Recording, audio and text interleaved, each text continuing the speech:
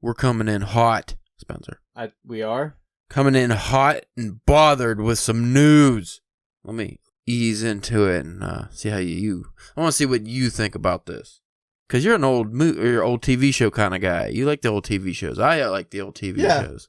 Your Lucys and Dick Van Dykes and whatnot. All in the families. Were you, like me, a fan of the Munsters? I didn't mind the Munsters, but I didn't... It wasn't one that I always watched, and I think for maybe that just was because, like, for whatever I was watching, it just wasn't on one of, like, the rotations with whatever other shows were on.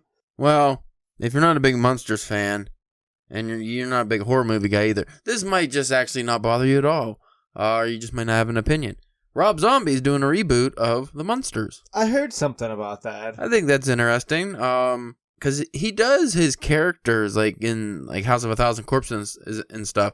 I mean, it's a dark humor, like they have, the characters have, but it's pretty fun. Yeah. Like, I can imagine the Munsters would be more lighthearted, but it would be fun. Yeah, this is what I'm just wondering, like, because I would have a hard time picturing Rob Zombie going lighter. Like, you know, if he was going more of, like a campy feel of the show. Or Eddie Munster's just sawing off somebody's head and and it would just face. And it would just be funny because something funny is happening during that. Or it's like, like you said, it's darkly funny, you know. I don't know. I think it'd be interesting. I'm down for it. You know, I like the Munsters, and I brought this up to my sister at work today. Yeah, because she's a horror fan too, isn't she? Yeah, she likes horror and things of that nature, and also old TV shows. Oh, I was talking about, because one guy there, a long time ago, I found it in the parking lot of Walmart when I worked there a long time ago. It was a shitty movie called Redneck Zombies. Yeah. Awful movie. Horrible. He claims that I talked him into borrowing it off of me, like talked it up like it was great. I knew how shitty it was, so it's a very strong possibility I did that just so he would have a bad time, because I used to still do instigating and pranker, you know, being kind of a prankster with that. But also a lot of times too, mischievous. A lot of times you're also like, hey, this is a shitty movie. You need to watch it. See, I think I just told him it was a straight up shitty movie and you don't need to watch it. But he watched it. It was obviously awful. But the premise just of redneck zombies, you know, like when he went to the South and there was all zombies, but they're rednecks. That'd be kind of funny. Why can't we reboot shitty movies and shitty TV shows and make them that better? had cool premises? Yeah. Because we always reboot like cool shit and then they make it shitty. So why don't we do the opposite and take I don't know, just movies from like the 70s or 80s that were like, say, sci-fi movies that just look really bad. Well, but the story was good. Because those like really bad ones, they don't have the name recognition, and that's the only that's the main thing. You need the nostalgia from the. See, but if Marvel has proven anything, it's that if you get behind a shitty product, you can make it a good product. Yeah. Like Guardians of the Galaxy is a shitty comic series, I'd imagine. It might not be shitty, but like look at it. Like they were very campy, goofy looking characters. Iron Man, not popular. No. Thor, not popular. No, Iron Man, Thor, and Captain America, which are now considered like the pillars of the Marvel universe, were like trash. Not trash, but like C characters. Yeah, they didn't have the hype of, you know, before the movie started coming out. They weren't the X-Men. Yeah, they weren't the Fantastic Four. It was the X-Men and Spider-Man. Those have always been big sellers. That's like DC, you know, you got Superman, Batman. Well, but then that's all they do. They won't do anything else.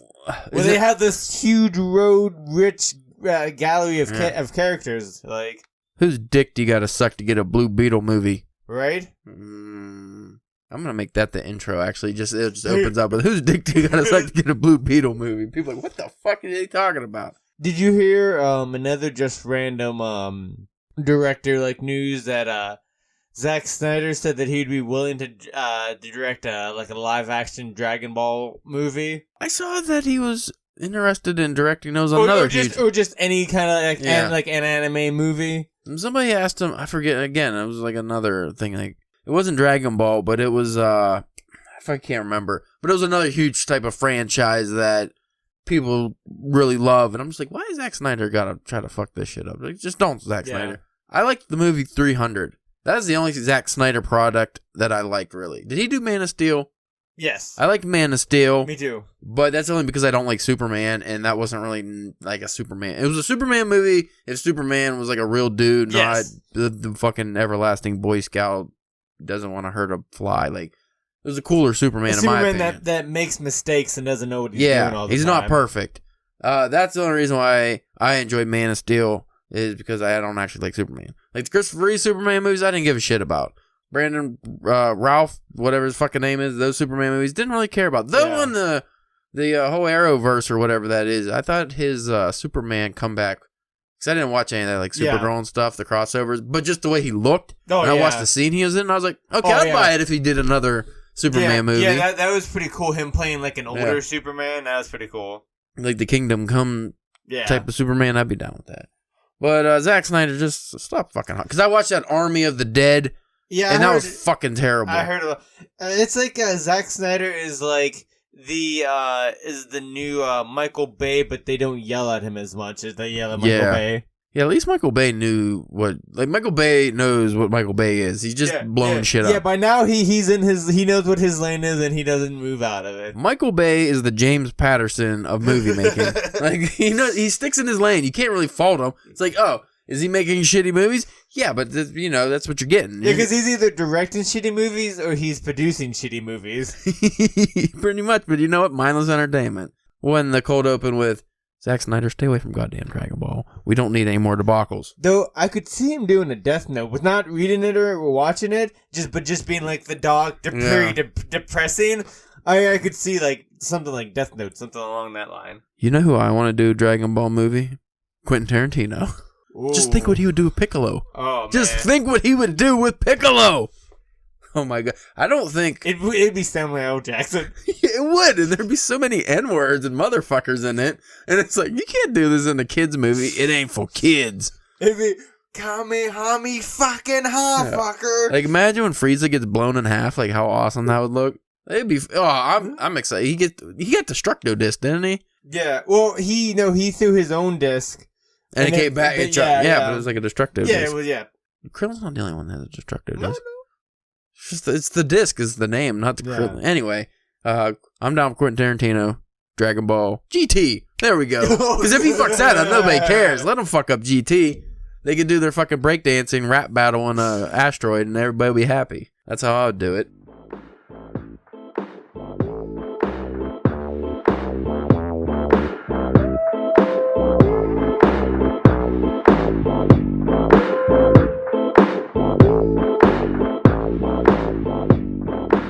Welcome, y'all. This is the Drunken Pen Rider Podcast. I'm your boss hog, Caleb James.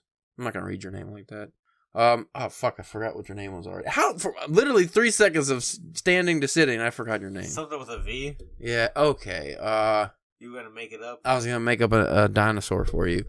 Today with me, as always, Spencer, the Victorian Vegan Vagisaur. Church. Vagisaur was I don't think there's a Vagisaur. No, I don't. Doesn't have to be a dinosaur. It could be like a herpy type of. Yeah. You got a Vagisaur. Yeah, I think we got it. I was going to just go Victorian vegan, but Vagisaur. Vagisil. Fuck. That's a cream. That's why I figured you were. Fuck, what was I just about to... God damn, my brain's not working. I got the second COVID shot today. Don't blame that. And it just erased... Brain fog immediately. Damn it. It was just something about vegans or vagicitis or something. Oh, what word do you prefer? Prefer? Jesus Christ. Can't talk. What word do you prefer? Cream or ointment? I'm an ointment guy. I like the word ointment. I definitely feel like ointment makes me feel like I'm 60. Sounds regal. Yeah. I think I used the word cream more though than I would, Ointment makes me think of like a slimy residue, not greasy, like a greasy residue. Whereas cream makes me think of dirty movies. So I don't want cream. The other bit of news which we found out just now, this is a big one. While I was looking at the map trying to come up with the name for Spencer, there's a new Ireland in Papua New Guinea. New Ireland and Papua New Guinea. How does that come about? I just bring that up on here because I want to research that later. Yeah. Because I got to have a story in New Ireland. They could be like a war. Why does that be a war? What's with you in war, dude? War. War. Because there's a story there. There's always a story in war. Are you like trying to be the next Hemingway? You just want to write about war all the time? No, because Space Cause war. I know nothing about war, never experienced war, not qualified at all to write about war. And at least any kind of realistic war. War, space war, sea war. Why don't you write a sea war story? Just so people have to say sea war. Try saying that. That's kind of hard. Yeah. Sea war story. You gotta say the whole thing. She sells seashells by the sea war story. Sea war. I was reading sea war story on the seesaw. I don't know what I'm talking about that COVID. It did get to me. Actually, it might have been on the Italian ice I ate afterwards. Not the Ritas. Been a minute since I had me some sugary goodness. What kind did you get? I got half juicy pear, half tropical fusion. I didn't know you could go half these on. No, I didn't know you could mix. You can do whatever you want. Because when we worked at the Walmart next door, we always walked over and would get free Ritas. And I learned very easily. I was like, hey, after sampling every single item on the menu, I was like, hey, can I just mix and match? No, sure, why not? I was like, okay. So you like just one on the bottom and then one on the top? Yeah, see, don't be like Mindy, because she looked so disappointed when she was like, where's the pear? And I was like, on the bottom half. And she was like, oh. And I was like, did you think they split it down the middle some magic way? Or like half of the cup, the tall cup, is one flavor and the other half is... Like, you'd have to have a separating apparatus. You'd like be drinking them at the same time? Like... Yeah, I don't want that. I want this... fucking stupidness. So what are we talking about today? I don't know. Obviously, it's going to be DBS. Yeah. Drunken bullshit. Of course, I'm not drunk. Again, I had a COVID shot, so I had to drink this fancy Perrier because I got really sick when I got the last shot. I was like sick for 4 days, so I would imagine drinking is not best for my body. It might make you feel better, though. Maybe it would suppress my immune system and I wouldn't have such a reaction. Yeah. Because it's the reaction of your antibodies face fucking the illness, the COVID or the COVID protein or whatever they inject you with. I heard they inject you with magnets and something else. That's alright. I'm gonna be like Alex Jones real quick. Oh, gay frogs? What if the COVID shot turned you into a gay frog? Turned you into a gay frog. Let's talk about it. No, you don't have to be a gay frog. I'd be okay with that. What about like you're a gay frog, but you're still like person-sized gay frog. You don't get turned into a small gay frog. Do you ribbit or not ribbit? That's the most important. Because if you're that big, how... Oh, you ribbit for his pleasure. You ribbit for his pleasure. Now, is it another gay frog? Well, I mean, unless if you're raping another frog, you know. Why are you raping? Because if it's not a gay frog and you're ribbing in it...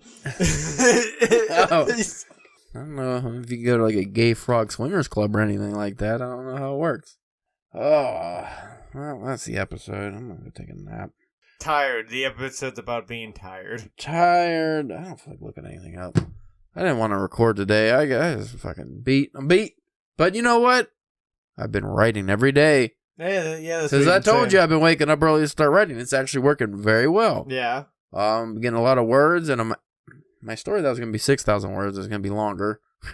I'll see what I can shave down, but it's... Yeah, because whenever I was here the other day, it was already at, what, like 5... Something, yeah, almost 6,000. Yeah, it was like 5,600 somewhere in that area. Yeah, but I'm at the final action scene, which I'm just going to make the climax. It's going to end. I didn't want to end too abruptly. See, this became more of a... You never seen The Hateful Eight, right? No. Like, because that movie's like all dialogue and stuff. That's not how mine is, but they're trapped in a pub. They're in a big storm. So there is some, there's some dialogue and stuff. And obviously I sped things up because it's supposed to be a short story. But I'm just having a lot of fun with it. So I don't really care how long it goes. I just want to finish the damn thing. And yeah, because then once you finish it, whatever size that it ends up being, then you can figure out what to do with it if you want to try to submit it someplace or put it off to the side to publish later on your own or do something with the website or... Because I want to write some flash fiction for the website and some other short stories before we... or just during the time we're working on the stuff for the project I forget, last episode or the episode before, one of the episodes we talked about it a couple episodes ago, but I'm trying to make sure the, the old idea monkeys don't clang their cymbals too hard, Yeah. because then I'll not finish my story now.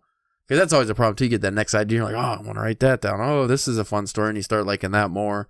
Trying to avoid that for now. Well, I'm gonna say that's one of the. I forget like the writer who like they name it after, but it's like one of the main rules is finish the work. Yeah. You're not doing it if you write most of a story and then you stop to go into another story, and you write most of that story and you stop to go into a third story. You're not ever accomplishing anything because you don't finish nothing. Gotta finish the motherfuckers. What about you, writing wise? Well, I finished the first draft of that short story that I've been working on off and on for a while now, and that's over 11,000 words just now sitting there. And then I wanted to today, but I couldn't get around to doing it. Well, I wanted to do it yesterday, since I was off, but I couldn't get around to it. I was gonna try to plot out some of those story ideas that we were talking about for the project to just try to get some kind of ease into it a little bit. Yeah, get the ball rolling, so to speak. Have you thought about what story you want to write first? The one story seems more interesting and fun to write, because that one seems like you can go into it.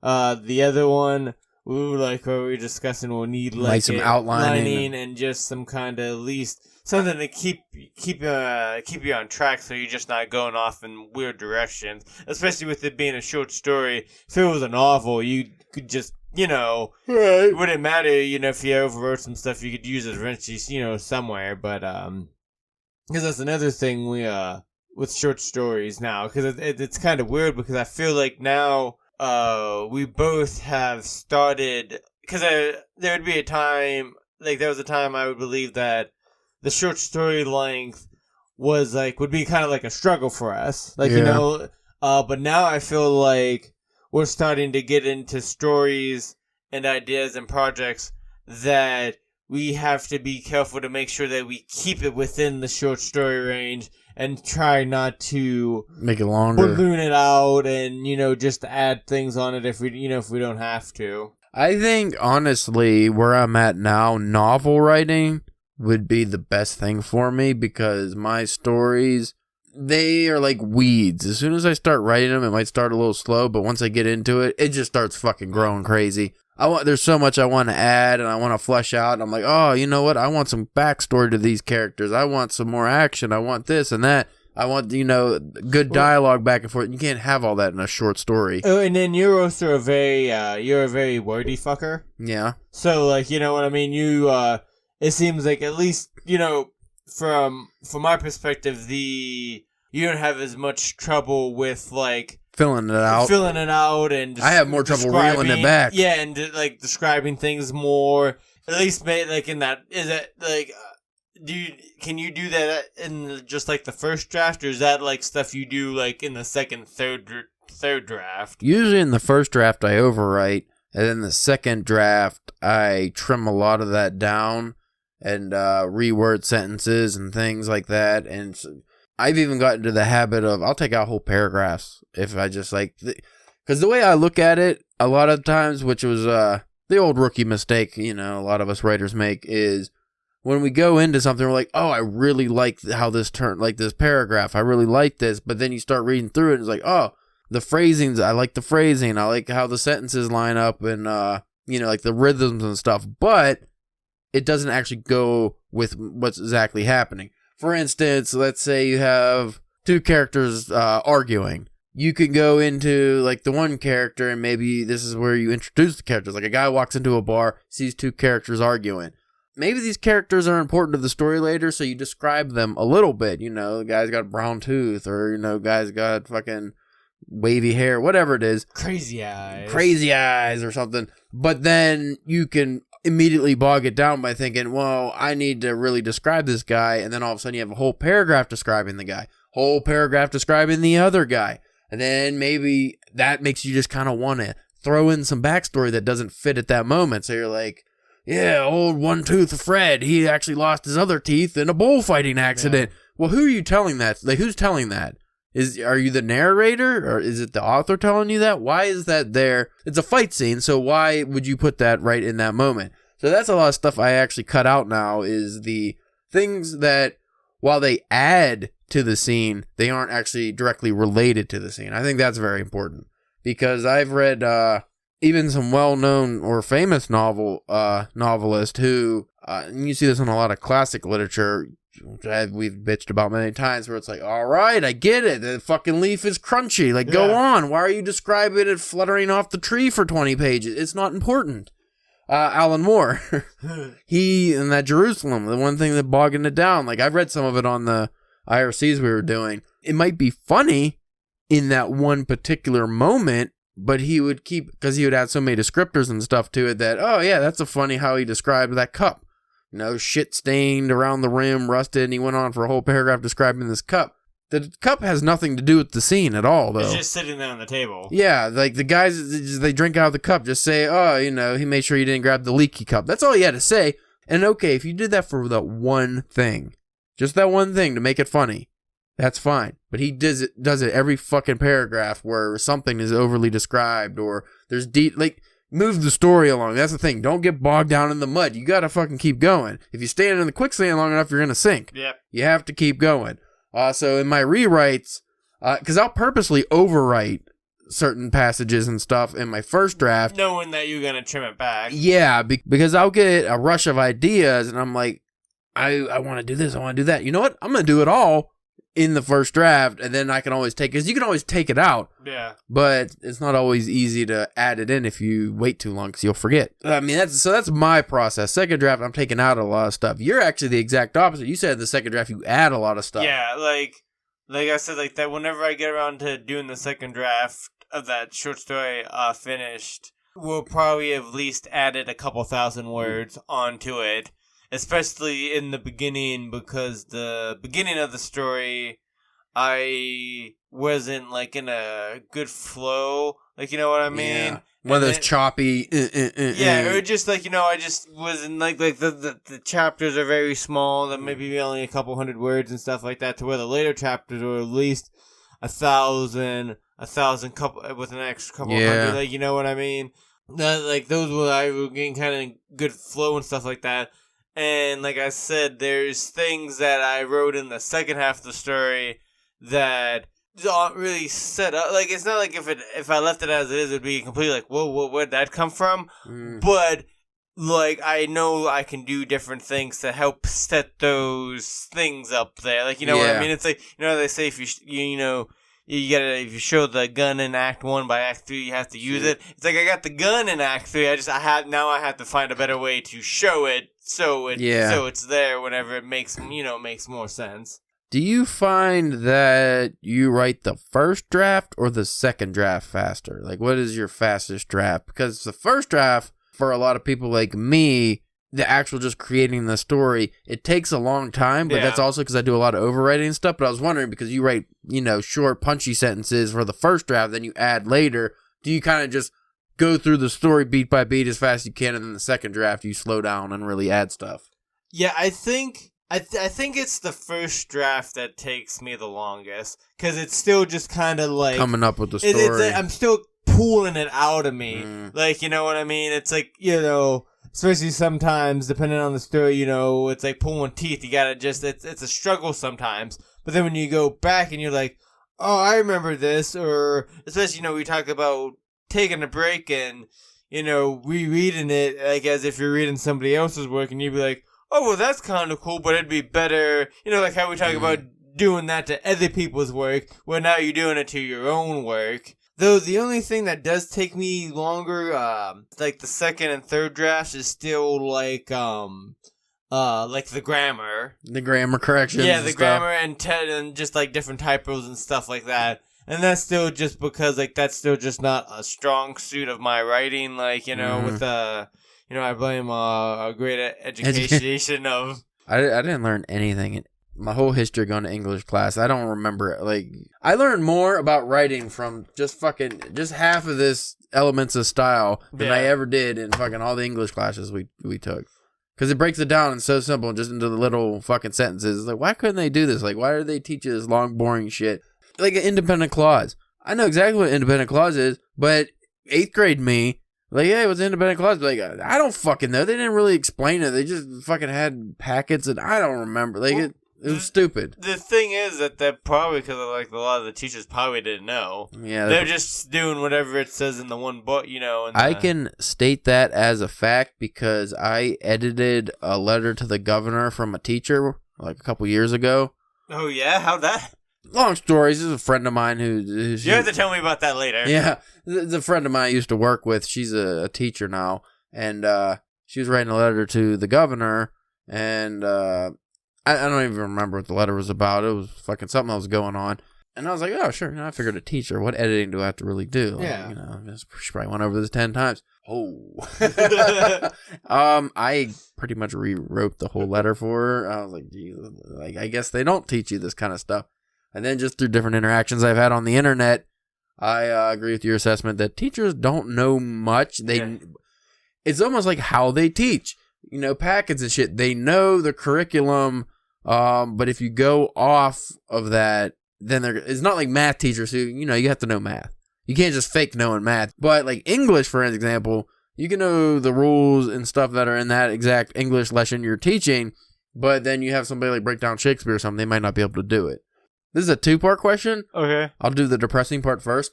Have you ever gone back and reread your second draft after giving it a break and was just disgusted or very disappointed with what you thought was good originally, but then you read it and you're like, oh my God, is this my writing? Is this what I do? You mean like when I go to do the second draft of the first, like the yeah, like when you do the second draft and you took a good break, usually like the kind of break where you don't remember. Yeah, you don't really. It's like you're reading the story, isn't somebody else? Because I've done that sometimes where I go back and I'm like, oh my, like if somebody just handed it to me and I didn't know who it was and I just started reading it and I forgot all about the story, I'd be like, this is not, what the fuck is this shit? Garbage. Yeah, and I'm like, oh, my name's at the top.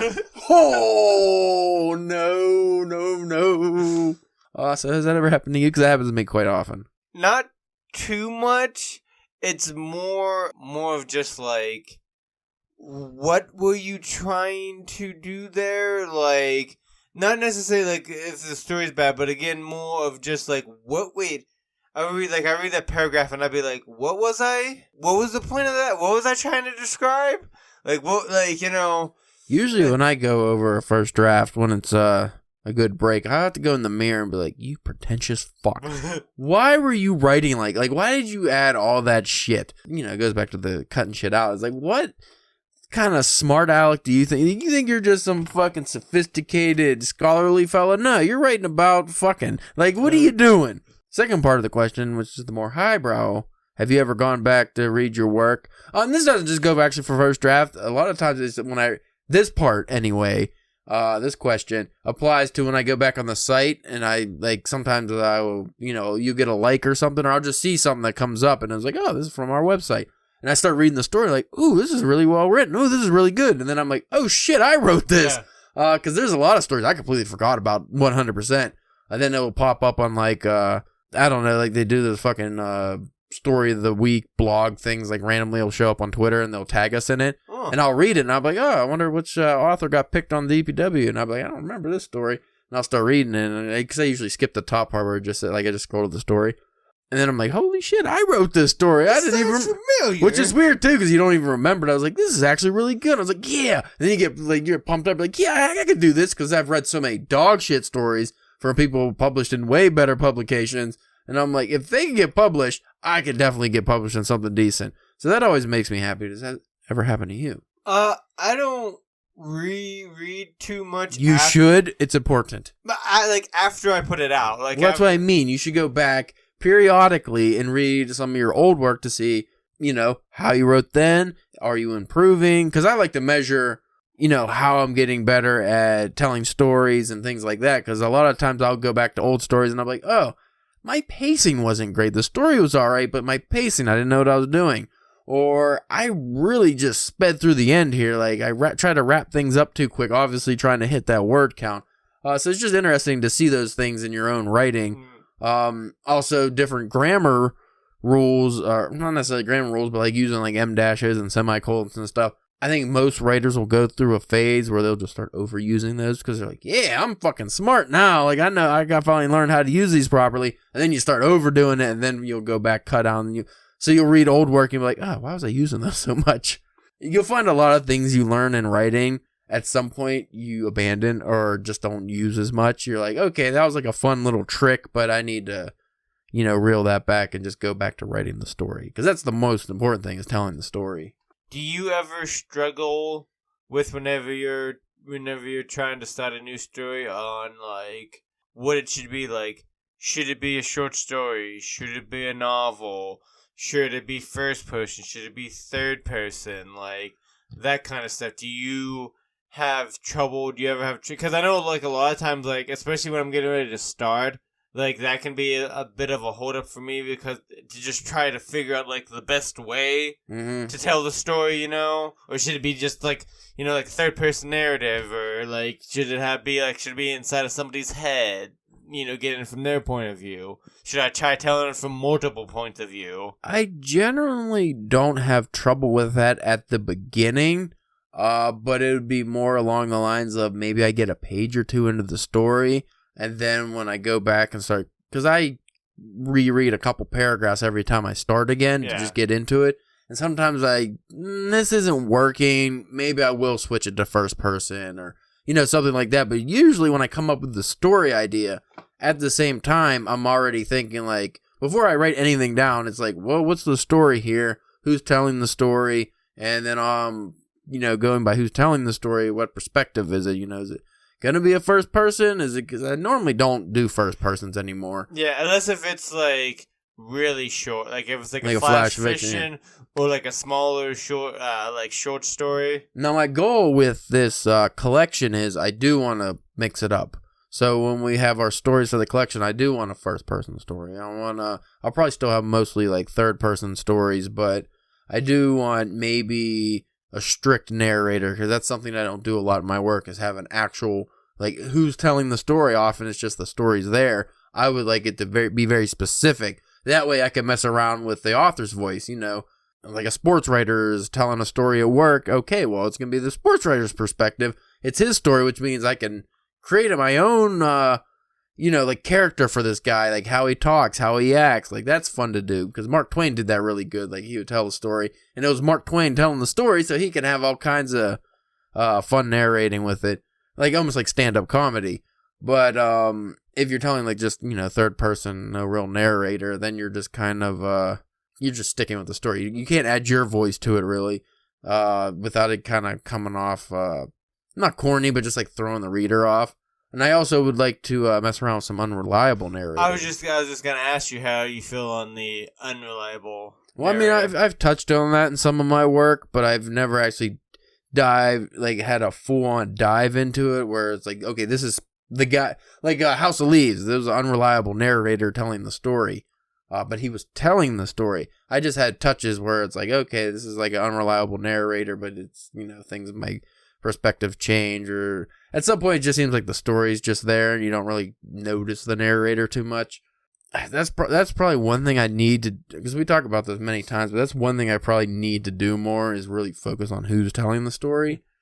Do you because I know in Stephen King's Under the Dome, it's filled with all these great filled out characters and stuff, but if I remember correctly, the book is like in third person telling everything, and then and then so Stephen King does a lot, like he'll break up sections in his chapters, so you might get you get things from other people's point of view and stuff like that.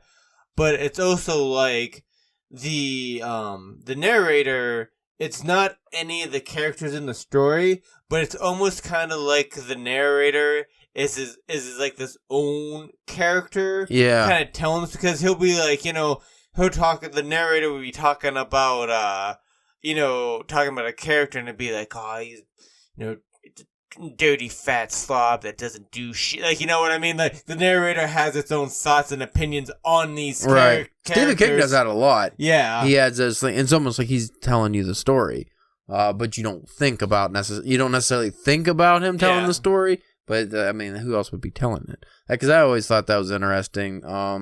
Murakami, he has done in his books like a style I really like, which is every other chapter would be, usually it's just like, say, 2 people. So, which is in that Coin Locker Babies, which is Ryu Murakami, the other Murakami. He does that too. It's like every other chapter is the other person's perspective.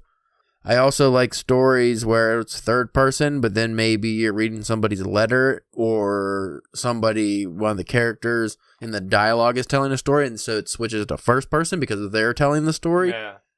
I think those are the more advanced levels of writing that I would like to start trying out my... that's hard to do in fucking short stories. Yeah. Like, you need to do that in a novel. Yeah. Or a big short story collection. You can mess around with that. But just like the individual short stories, that's kind of... like, you don't have that much room. Yeah, like, you don't have the time and the space. because we talked about that in that story I'm writing now. It's like a bunch of drunken pub guys. I wanted to add somebody telling a story, like a drunken story, in the pub that's separate from the story going on.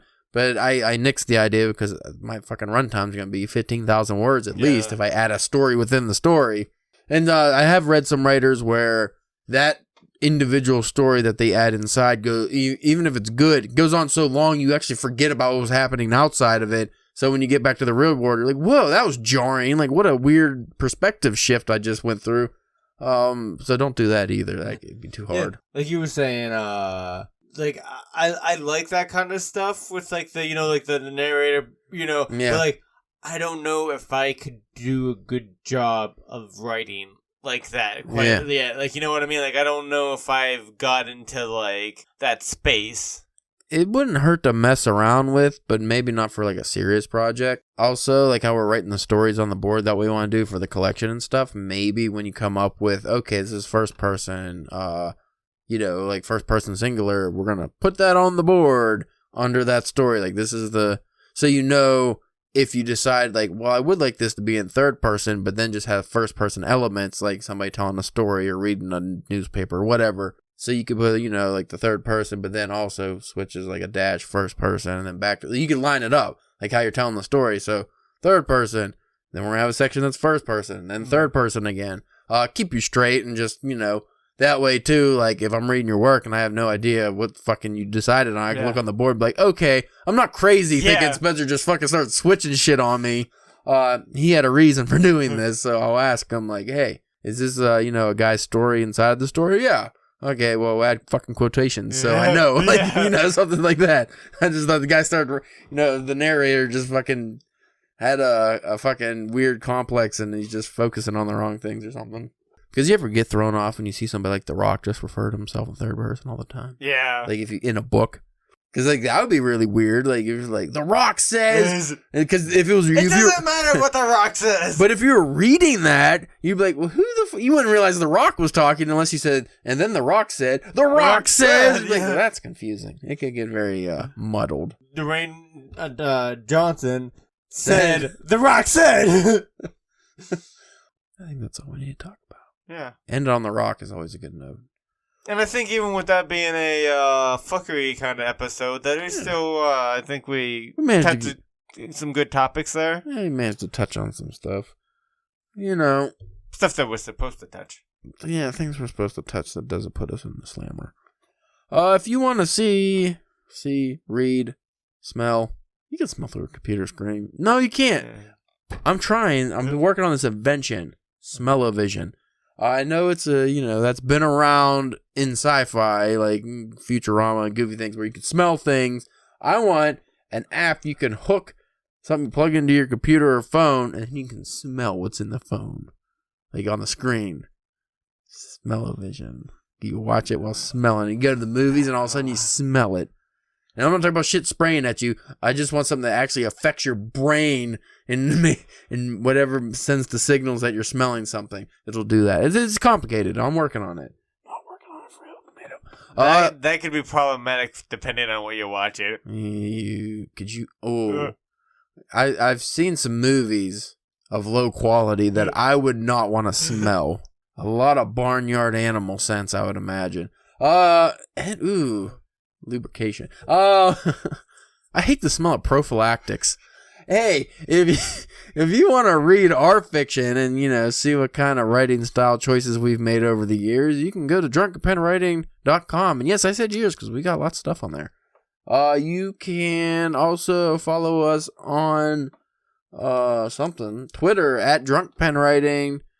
Please use the hashtag prophylactic smell. I just like saying the word prophylactic. I don't get to say the word prophylactic very often in my daily life, and it's one of those words that comes off the tongue so well. If you want to see pictures of us, I guess you can go to the old Instagram at Drunken Penwriting. Same with Facebook. And I mean, you might be listening to this on YouTube. I don't think most people do, but we are on the YouTube, and we have like a video of us destroying our old podcast table on there. A couple of videos from like Comic Cons or something. It was so hot that day. It was so hot the day that we recorded that I only got like a minute's worth of recording, or like a minute or two, because my phone actually shut off because it was so hot out. I was like, why is it this hot out? It was such a bad time. Because, of course, getting rid of that shit fucking table that we hated so much would have been like awful experience because you couldn't have a fun time with it. It was so hard to beat, too. I'm surprised that the table, like, not caught on fire, that it just didn't melt. The wooden table melted. Like. The lacquer that was on it or whatever. Anyway, thank you for listening. Until next time, we are the Drunken Penwriting Podcast.